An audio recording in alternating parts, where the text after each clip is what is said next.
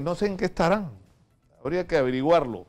Hugo Guerra y Oscar Díaz, analistas políticos, periodistas, ambos están con nosotros esta mañana. Bienvenidos. Gracias, Nicolás. Buenos días. Comencemos por el balance del referéndum y de esta victoria abrumadora de Martín Vizcarra. ¿Ah? Se lo digo mirando a los ojos a Hugo Guerra para provocar así. Para provocar un poquito de mañana. Pero primero, no ha habido una victoria completa. Si uno empieza a desagregar, te vas a dar cuenta que más del 25% no ha asistido. 15% por lo menos ha votado en contra. Con lo cual tienes 40%. Y tienes, entre votos nulos y viciados, otro tanto. O sea, que tampoco es que haya sido una victoria así total. Segundo. Pero ha sido 60%, no te pases. No te pases. Si sumas, te da más o menos un 40% que ha sido el voto válido que se ha computado y que se ha computado de una manera que ya ha sido denunciada. Nadie sabe, porque nadie sabe en sistemas cómo ha sido. Además, ha sido un referéndum fraudulento, totalmente desde el principio. El presidente haciendo campaña en contra de todas las reglas. La OMPE al servicio del Estado, ¿cierto? No ha habido personeros, no ha habido ningún sistema de control. ¿De qué cosa estamos hablando? Y la población totalmente desinformada y desinteresada. O sea, si nos vamos a guiar solamente por las cifras... Mientras vas hablando, a Oscar Díaz le va cambiando la cara. ¿Por qué? Se me habrán abrido los ojos, me estoy despertando cada vez más. Se está despertando, está bien. Pero ¿tú qué dices, Oscar? No, totalmente en desacuerdo con Hugo. Yo a Hugo lo respeto, siempre lo he seguido y el respeto se mantiene, por supuesto. El mutuo. Esto se llama, yo le decía el otro día a mi amigo Philip Butters en su programa. Digo, porque él también expresaba como, al igual que Hugo y otras personas, Rafael Rey, respetables también, ¿no es cierto? Barba Caballero, respetable también, mucha gente y todo inteligente, que tienen una posición que además yo no llego a entender por qué tan empática contra el pobre Martín Vizcarra. Pero bueno. ¿Pobre pero el por tema, qué? Pobre porque no buscó la presidencia. Es un vicepresidente al que le cayó la presidencia, le ha asumido con responsabilidad. Pero no será pobre porque todavía no conocemos sus riquezas. Bueno, que es un tema a investigar. Ese es el sueño que tienen varios, ¿no? De encontrar grandes... Pero bueno, yo no lo voy a defender porque tampoco trabajo con él ni nada. Pero el asunto es que efectivamente, cuando vemos un presidente que plantea un referéndum que ha sido apoyado mayoritariamente, cuando... no vale, la verdad, mezquinar eso. O sea, creo que todo el mundo que nos está escuchando, está viendo, está claramente, con el claro sentimiento y la sensación de que ha habido una posibilidad de decir algo. ¿Esto va a cambiar la historia del Perú? No, señores. Quienes digan eso mienten y en eso coincidimos obviamente con Hugo. Pero de ahí a mezquinar este intento por salvar la conciencia del Perú, por empezar a desentar. Yo escucho permanentemente a Nicolás y él se indigna, golpea hace un rato la mesa, con toda razón. Bueno, como Nicolás está la gran mayoría del Perú que ve este hecho de referéndum no como la panacea, sino como una válvula escape, una manera de expresarse. Pero empezaba mi comentario, ¿a qué termino esa parte? Que le decía yo a Philip cuando decía, no puede ser que el presidente diga que no le gusta el fiscal de la Nación, no puede ser que el presidente le diga, camina rápido Congreso, no puede ser que el presidente diga, no me gustan los jueces. Y yo le decía, ¿sabes cómo se llama eso, Philip? Democracia se llama. Porque autocracia, como leí un tuit reciente de Hugo, o dictadura, o dictablanda, o algo similar. ¿Sabes qué pasa? Hugo, ¿realmente tú piensas que hay una especie de dictadura? Total. Estamos en una autocracia camino a una dictadura. Por varios motivos. ¿Cómo puedes hacer un referéndum? Primero, con propuestas que, siendo interesantes, se presentan bajo la forma de extorsión ante el Congreso.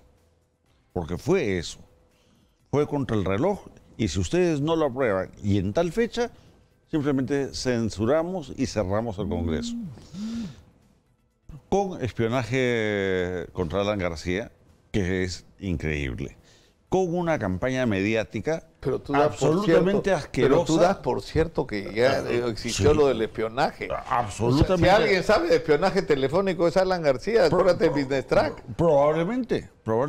Y probablemente también es cierto esto, si no, mira al ministro Morán con las incongruencias que decía. Y yo lo quiero a Morán, porque lo respeto, lo conozco del GEIN.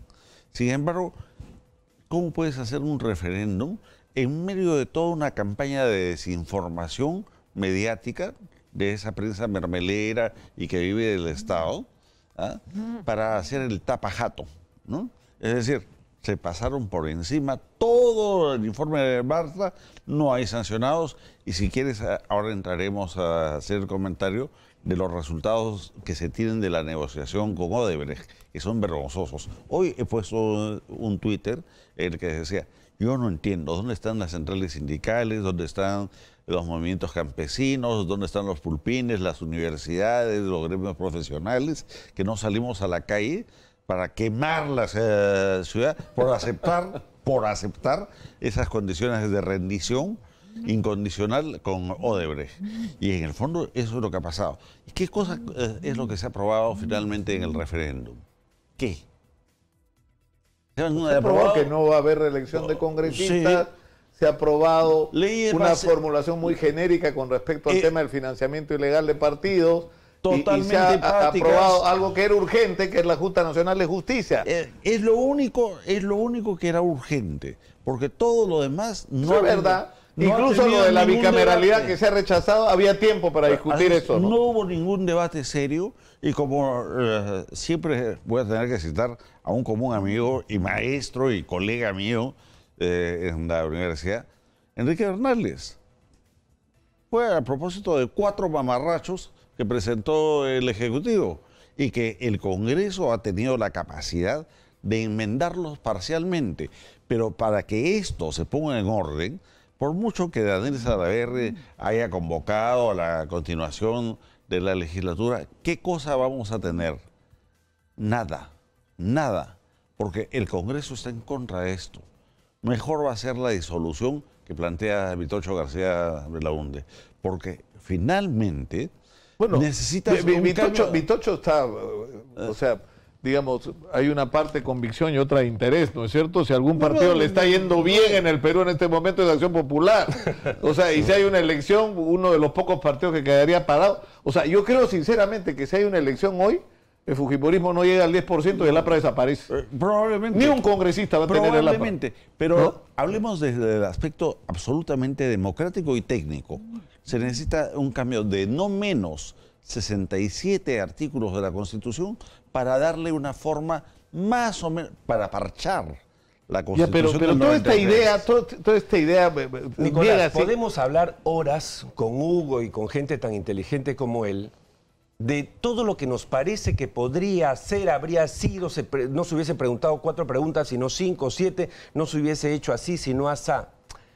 Seamos más sencillos porque si no la gente se va a confundir. ¿El referéndum iba a cambiar la historia de Perú? Nunca se dijo eso. ¿Alguien cree que va a cambiar? No, lo ha dicho hasta el propio presidente después. Ha dicho, no hay vencedores ni vencidos. Y ha dicho, no hay... Porque al principio... Pero cuando dijo que iba... ¿En qué momento dijo, va a cambiar la historia de Perú? Cambia la historia de Perú a partir del referéndum. A que me muestres un tuit, una declaración de él, en que dice, la historia del Perú cambiará con el referéndum. No existe eso, Huguito. No existe. Eso existe en tu corazón, en tu sentimiento que yo respeto. Saquemos 20 titulares, ahora, 20 planas, primeras planas. El hombre no es dueño de los diarios. Los diarios ponen lo que quieren. Somos periodistas. Y eso también me extraña viniendo un periodista que te he leído diciendo los periodistas mermeleros. Dios, yo esperaba eso de los dictadores, ¿no? De Maduro, pero de Hugo Guerra, ex jefe editorial de un diario más importante, que diga periodistas mermeleros. Di los nombres de los mermeleros. Porque cuando nos dicen a nosotros los periodistas mermeleros, decimos, por favor, nombres. Nombres, pues. Y yo estoy en este momento... ¿Acá hay algún mermelero? Y yo estoy querellado... Porque yo no soy mermelero y no estoy de acuerdo contigo. Y no estoy de acuerdo con Barba. Y no estoy de acuerdo con Bartels. Y no te olvides que yo estoy... Y no soy mermelero. En este momento yo estoy querellado por América Televisión por decirles precisamente Eso. Bueno, ese es el problema en América. Pero termino mi reflexión inicial sobre la democracia. Yo decía hace un rato... No te limpies tú solamente, sino mira el conjunto. Mira la campaña que ha hecho... dos mermeleros no convierta el periodismo en mermelero. Ya son dos, pero sirve de periodismo. ¿Qué nombres conoces tú de periodistas mermeleros? Comencemos desde el Grupo de Comercio. Desde el Grupo de Comercio. Donde tú trabajaste 36 parte años de tu vida. 36 años. Ahora es mermelero. Sí. ¿Por qué? Porque están necesitando... Te das cuenta que se ve eso muy mal, ¿no? Sí, no es muy ético. Tú trabajas para Exitosa durante 10 años y después dice que es mermelero. Pero esa pregunta sí es legítima. O sea, tú saliste y a partir de eso se volvieron mermeleros o ya lo eran. Se volvieron mermeleros a partir de la necesidad económica de recibir dinero de la subvención del Estado para no entrar en default, justamente ahora que no hay dinero del Estado, Hugo, ¿cómo que no hay gracias a dinero del Mulder, Estado? el gobierno del Perú, no de Vizcarra, el gobierno peruano, los peruanos podemos comunicar gracias a la propuesta inconstitucional que defendió, declarada por el tribunal, claro, que tú defiendes y que defienden los fujimoristas y los apristas solamente en gran minoría en el Perú. O sea, hay que darnos cuenta en qué país estamos viviendo, Hugo. Estamos por supuesto, yo exijo respeto donde $1 millón diarios pero se necesitarían para hacer cosas además, mucho más fundamentales. Cuando Nicolás te pregunta sobre la autocracia, por supuesto que todos respetamos su opinión, pero autocracia en el Perú. Por supuesto que... Autocracia, el avasallamiento de Alan García. El avasallamiento de todos los poderes. ¿Cuál avasallamiento? ¿Cuántos fiscales ha puesto el presidente? ¿Cuántos parlamentarios tiene el presidente? Ninguno, no tiene ni bancada. ¿Cuál es el Yo me extraño. ¿Cuál es el avasallamiento? Si quieres discutir además, Hugo, en el plano estás usando los teórico, argumentos que el gobierno de Uruguay le ha dicho a Alan García, señor, a pesar de que yo le prometí que lo iba, váyase por favor, váyase ya. Es una vergüenza nacional. Alan García debería enterrarse hoy y no volver a tuitear. Yo sigo leyendo por el tuit y sigue hablando. Alan, por favor, cierra tu tuit, vete del país o cállate, ponte a vacacionar con tus nietos. ¿Cómo es posible? Esa es la libertad de expresión esa que es tú una quieres. opinión, es mi opinión. Como no soy gobernante no puedo hacer nada. Pero, Dios mío, como peruano... tu libertad de expresión. Pero Hugo, como peruano, y estoy seguro que ahorita las redes van a escribir...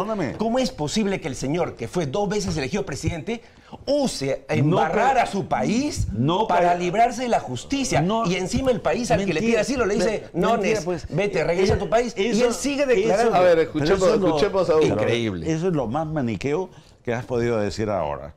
Y te lo digo con todo aprecio y respeto. Está bien, así tiene que ser. Pero totalmente maniqueo. Porque, ¿qué pasa? Viene a presentarse a su 18ª cita fiscal.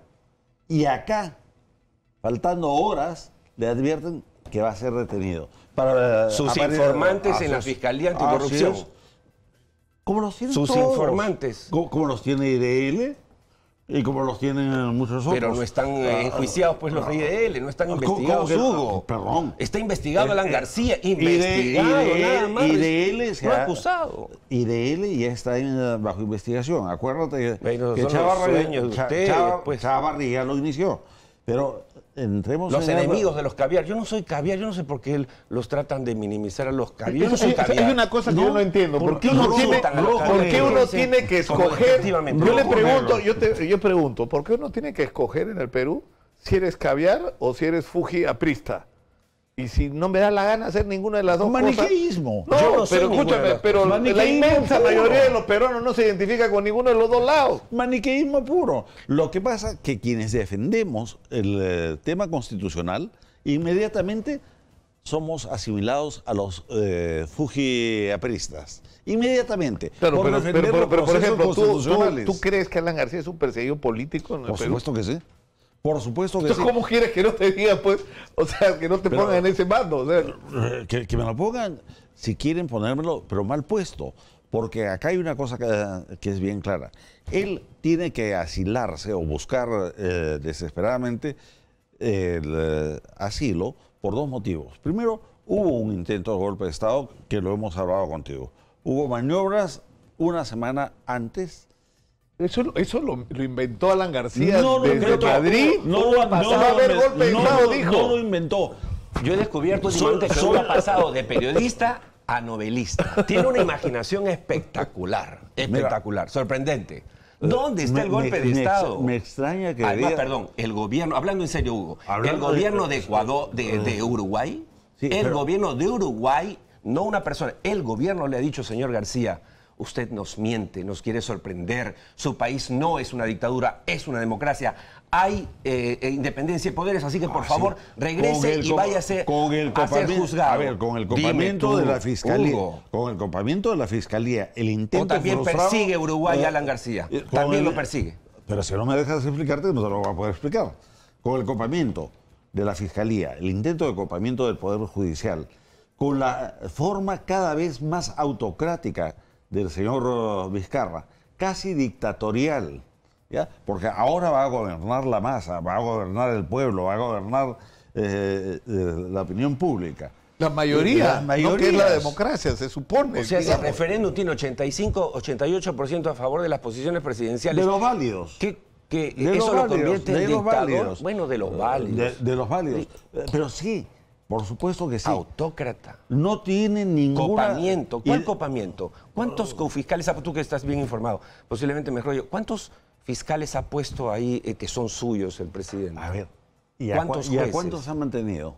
¿Y por qué los va a sacar? Vamos a ir a la pausa. Vamos a ir a la pausa y regresamos para seguir conversando, que esto está sabroso, unos minutos más.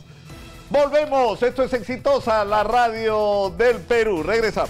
Hugo Guerra y Oscar Díaz, periodistas y analistas políticos, y estamos enfrascados acá en una discusión de qué es lo que estamos viviendo en el Perú y qué es lo que hay que hacer. Ahora, tú insistes, Hugo, en que acá vivimos una dictadura que ¿a dónde terminaría? En el cierre del Congreso y no sé. A ver, ¿qué cosa es altamente probable? Va a haber un enfrascamiento en la discusión de las leyes orgánicas para darle forma a las reformas. Dentro de ese enfrascamiento probablemente vamos a entrar en una situación de punto muerto, porque explicaba jurídicamente que para hacer una constitución que no sea Frankenstein, o cambias alrededor de 67 artículos, o simplemente tienes un texto totalmente parchado, incoherente, que tarde o temprano vas a tener que renovarlo del todo. Entonces, es altamente posible que se dé la necesidad, además buscada autoritariamente, de hacer la llamada Constitución del Bicentenario. Frente a eso... Es decir, que una asamblea constituyente, dice. Sí, sí. O sea, estás uniéndote a Marco Arana en su... Y a Verónica Mendoza. Al contrario. Verónica está estoy advirtiendo que ese es un riesgo. Mucho más coherente es que se haga la disolución del Congreso, y hay antecedentes del Tribunal Constitucional que lo permiten desde el año 2014, para que se haga una convocatoria de elecciones generales anticipadas. Eso creo que sería mucho más honesto, más transparente. ¿Quieren catarsis? Perfecto, hagamos la catarsis. O sea, no que se cierre el Parlamento, sino que se vayan todos, incluyendo Martín Vizcarra. Efectivamente, y que el pueblo decía, sale el 3% de los fujimoristas, el 2% del APRA, o el 0%, y el 25% de la izquierda. Perfecto, pero es un cambio que sí sería honesto. A eso me refería con que no entiendo por qué ese encono contra Martín Vizcarra. O sea, ya que ganó el referéndum, que se vaya. Ya que se atrevió a decir, hablando de autoritarismo, yo le decía también a un colega, que el presidente se manifieste en contra del fiscal de la Nación varias veces, que en contra del Congreso, no significa que es autoritario, significa que es presidente de la República. ¿Sabes cuándo es autoritario? Cuando cierra. Cierra el Congreso, no amenaza. Un dictador cierra. Un dictador saca al fiscal, no opina en contra. A ver, y ahí sigue, Hugo. Pero si las reformas han sido bajo extorsión de cierre del Congreso. La extorsión es del pueblo, la gente habla con la gente en la calle, todo el mundo quería que se... O sea, ¿Y quién ha manejado eso? Simplemente el contubernio, porque eso ha sido un contubernio. ¿De quién? Con la prensa, la gran prensa. ¿Con quién es el contubernio? Con Vizcarra. Con Vizcarra. Vizcarra ni conoce a los periodistas. Necesitaban la plata de la subvención.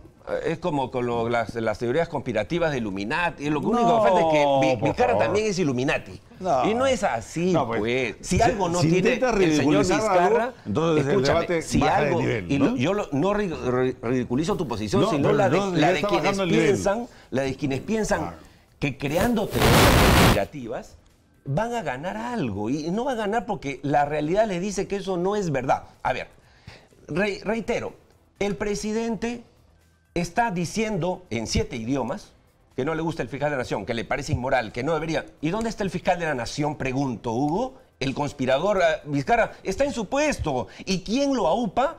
El perseguido Alan García con los apristas y la perseguida Keiko Fujimori. Entonces, ¿de qué conspiración estamos hablando? No, estoy hablando de hechos, no estoy ridiculizando. Ahora tú, si tú me dices, no, Oscar, ya lo sacaron. No, sigue ahí. Perdóname. Entonces, ¿cuál es el poder real del presidente? Permanentemente amenazar a otros poderes del Estado, el permanentemente amenazar con el cierre del Congreso, el permanentemente ser ineficaz e ineficiente en la corrección de los sectores públicos. El caso Lo que tú llamas amenazar es el ejercicio de la democracia, Hugo. Me extraña con todos los años que tienes tú que no diferencias una cosa a otra. Amenazar es decir, señor, si no aprueban mi ley, lo saco de la fiscalía. Y el fiscal sigue ahí. ¿Pero qué cosa ha hecho? Los congresistas siguen ahí, Hugo. O yo no me he enterado y ha cerrado el Congreso. O yo no me he enterado y el fiscal ya no está. ¿Y qué cosa hizo para conseguir sus reformas? ¿No los amenazó? ¿No les puso un deadline? No es amenaza, pues. Por favor. Sí, ¿cuál sería la otra opción? Que el presidente no diga nada del fiscal, no diga nada de nada y que lo saquen como a Kuczynski. No debe interferir. O sea, y deberían a Kuczynski también decían, Nicolás, va a acabarse el mundo si Kuczynski se va. No se acabó el mundo. O sea, si el fujimorismo... Tenemos que vivir bajo amenaza. Pero lo que yo no entiendo es lo siguiente. Si tú supuestamente representas, me refiero a los fujimoristas, la mayoría del país, y eres la primera fuerza política y te amenazan con que te cierran el Congreso, constitucionalmente, dicho sea de paso, con el voto de confianza, y vas a elecciones, ¿a qué le tienes miedo? ¿A una elección? Si tú eres la mayoría del país, ¿le tienes miedo a una elección? Porque sabes que ya no tienes... manejo del fujimorismo y rabo de paja. Clarísimo. El fujimorismo se ha despintado totalmente por falta de estrategia y porque sí ha tenido rabo de paja. Eso es clarísimo. Ustedes lo que tienen que hacer es construir su partido así, ¿no? Para ser el Bolsonaro peruano. Sí, probablemente. Claro. ¿Y quién va a ser el candidato? ¿Quién va a ser el Bolsonaro peruano? Se encontrará. Todos los perseguidos. No, pero el perseguido Alan, el perseguido Keiko, la perseguida, los empresarios perseguidos. Alan no va a poder ser el Bolsonaro porque lo más probable es que esté preso. O sea que hay que buscar otro. Roque Benavides, ¿qué cosa ha dicho hace poco en la CADE? ¿A quiénes se está persiguiendo ahora? A los empresarios, dice. Pero en la encuesta de CADE, ni siquiera los empresarios están a favor de Vizcarra. Pero la CADE, ya sabemos lo que el otro día había un buen chiste, dicen que eso ha sido un CADE de risa. Ha sido un CADE de risa, porque ¿cómo pueden, por Dios santo? Pero escúchame, ¿cómo va a aparecer Zavala hablar de anticorrupción? Zavala, o sea, no te pases. Nos faltaba solamente Bruno Yufra para explicarnos cómo se abre la nuez, ¿no? O sea, claro. Y ya sabemos que la CADE tradicionalmente es una defecio donde se van a escuchar y a ver los ombligos y hacer negocios y hacer travesuras en las horas libres. Hugo, pero antes que se nos gane el tiempo, cuando tú hablas de amenaza, tocó el tema Nicolás. Amenaza no se le llama cuestión de confianza. Cuestión de confianza es tú que eres constitucionalista, yo también respeto las leyes, tú y yo hemos luchado contra la dictadura, los dos hemos luchado contra Sendero en nuestras trincheras. O sea que estamos acá en el mismo equipo en ese sentido. Ahora, dicho esto, no es amenaza, pues, plantear la cuestión de confianza. Eso es constitucional, mi estimado Hugo. Pero tú lo conviertes, y mucha gente como tú, en amenaza. Cuando permanentemente tú conviertes la cuestión de confianza en cuestión de horas, en cuestión de días, en cuestión de caprichos incluso, sobre los textos remitidos que eran mamarrachos, entonces ya estás cambiando el tono. Si fuese cierto lo que tú dices, ¿sabes qué hace un Congreso? Le dice, ciérrame, dictador, ciérrame. Y no lo hizo. El Congreso se allanó porque entendió que la población entera, la mayoría, quería una reacción. Mira, ahora mismo, Nicolás, ahí hubo un interés de defender a Keiko. Se cerraba el Congreso en estos días, ¿no es cierto? ¿Y qué ha hecho el Congreso? No, cerramos todavía en un mes. ¿Por qué? Porque vamos a hacer el CONAJU, ¿no es cierto? Vamos a la Junta... La JUNAJU, que yo le digo JUNAJU ahora para variar. La Junta Nacional de Justicia. ¿Qué es la que va a resolver además toda la crisis? Ayer lo comentaba con gente amiga, le decía, ¿por qué se desespera? Se va a constituir una Junta Nacional de Justicia. ¿Qué es lo primero que tiene que hacer esta Junta? Decidir si ratifica o no a los fiscales y a los vocales supremos. Es mi opinión personal. Sino esa... o sea, ese organismo construido sobre la base de una votación que ha sido refrendada en un referéndum, va a elegir una junta y lo primero que tiene que hacer es legitimar el Ministerio Público y el Poder Judicial, que atraviesan una seria crisis. ¿No es cierto? ¿Y cómo lo resuelve? ¿Ratificas o no a la Junta de Fiscales Supremos y ratificas o no a los vocales de la Corte? Y a partir de eso... Y de ahí para eso para adelante. Y ahí se decidirá si Chávarri sigue o no sigue. Que en este momento han hackeado a Chávarri, quitándole una serie de posibilidades funcionales, porque esa es la práctica real, ¿ya? Generando una rebelión interna en el Ministerio Público, y nos encontramos con los resultados de la negociación que el propio Chávarri, y en eso sí, ni siquiera Vizcarra tenía las conclusiones con Odebrecht. Y que, una vez más, pregunto, ¿no tenemos capacidad de indignación? ¿En relación a qué? No, a los acuerdos con Odebrecht. Pero escúchame, yo me he peleado con el procurador acá y lo recordábamos en estos días. Yo le decía, ¿sabes qué? Yo le doy, ¿cuánto de reparación civil? 0. Te doy 0, hermano. Así es. Pero ¿sabes qué? 0 a cambio de que me des toda la información que necesitamos para desmontar la red de corrupción. Y esa fue la discusión que tuvimos. Hoy el procurador está diciendo 610 millones de soles cuando estaba reclamando 1.200. El cálculo que han hecho es que van a recibir en 15 años varias veces. Exacto. Eso por lo que le van a sacar a todos los demás y porque estás hablando solo de 4 obras. Y Nicolás, por lo que tú decías esta mañana, Nicolás, escuché con atención, y me pareció espectacular tu recomendación a los que van a salir denunciados, van a aparecer en las declaraciones, y les has dicho esta mañana, háganlo. ¿Por qué? Y ahí está la visión Hugo, de futuro de la Procuraduría. Mira, ¿sabes cuál es el primer resultado, Hugo? El primer resultado de la colaboración de Odebrecht, el primero, es que hay 3 empresas más que han solicitado acogerse a la misma colaboración de Odebrecht. Y ahí vienen quieren contarlo millones, todo. Más millones a favor del país. Y sin embargo, al mismo tipo de esas 3 que se acogen y que son pequeñas o medianas frente a la magnitud del problema, ya se aceptó volver a contratar con Odebrecht y ya se contrató a Graña. ¿Y cuál es el problema? El problema es que no porque hay 40.000 trabajadores peruanos que no tienen culpa de lo que hizo Marcelo Odebrecht. Hay que cuidar esa empresa, hay que contratarla sin Marcelo Odebrecht. A Marcelo a la cárcel, los trabajadores peruanos lo que debió hacerse y las 200... no cortar la cadena de pagos desde el primer momento. Empresas que han trabajado decentemente con Odebrecht y que están a punto de quebrar o quebrando. Pero no debió cortarse la cadena de pagos desde el principio. Por eso, pues, pero ahora se está tratando de solucionar. Solucionar la cosa tú quieres lo perfecto. Lo perfecto, como dice mi padre, es enemigo de lo bueno. 600 millones no está mal para empezar a echar a todos los demás. Por favor. Mira, yo puedo firmar por 4. Mira, por 4. Que eso se va a multiplicar. Acaba de permitir vender una empresa por 1.545 millones de dólares. ¿Para qué? Para pagar a terceros y ninguna reparación al Estado. ¿Eso es? No, pero qué cosa, Chaquia. En Chaquia además los problemas son otros y comienzan con el señor Alan García. Así es. O sea, ese contrato, o sea, esa obra era de Electro Perú y decidieron entregarla así como los peajes de Lima. Decidieron entregárselas a empresas privadas y con una cláusula que es una vergüenza que debería ser cambiada. Es decir, todo el exceso de energía que produzca Chaquia y Cerro del Águila tiene que ser pagada por Electro Perú a un precio fijo que está de lejos en algunos momentos por el doble de lo que está el precio del mercado. O sea, termina Electro Perú, que es la empresa de los jubilados, porque el dinero debería ser para ellos, está subsidiando a 2 empresas privadas.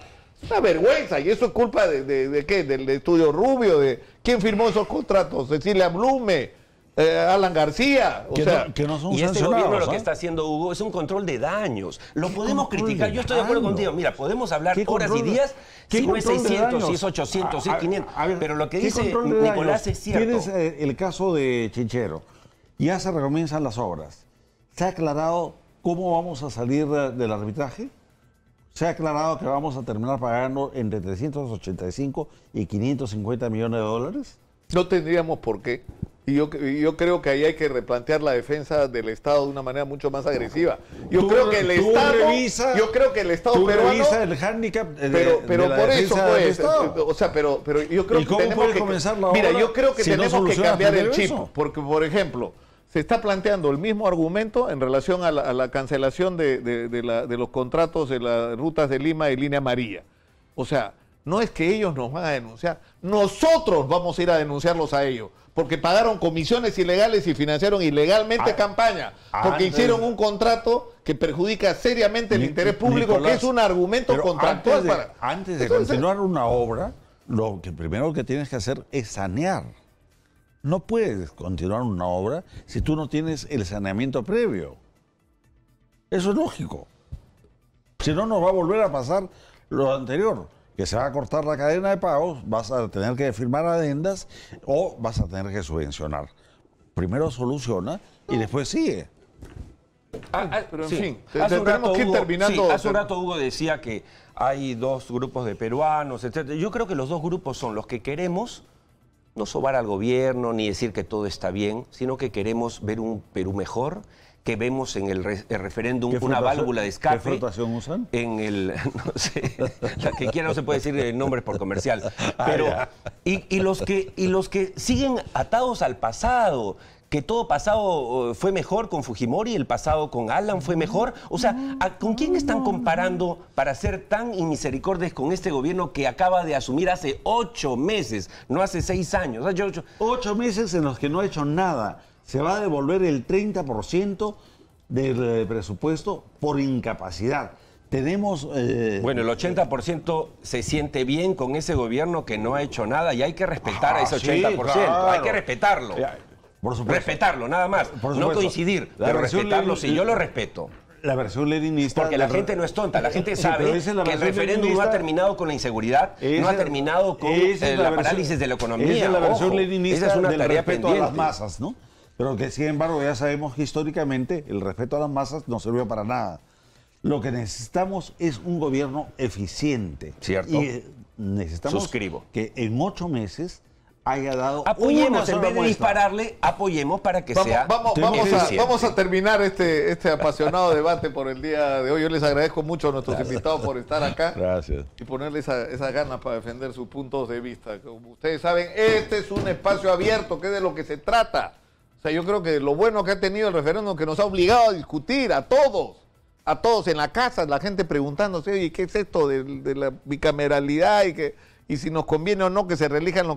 O sea, hemos generado actividad política en la vida cotidiana de la gente y eso a mí me ha parecido hasta maravilloso en algunos momentos. Mis hijos chicos discutiendo de política por primera vez en su vida, creo. Wow. Qué maravilla. Es una autocracia.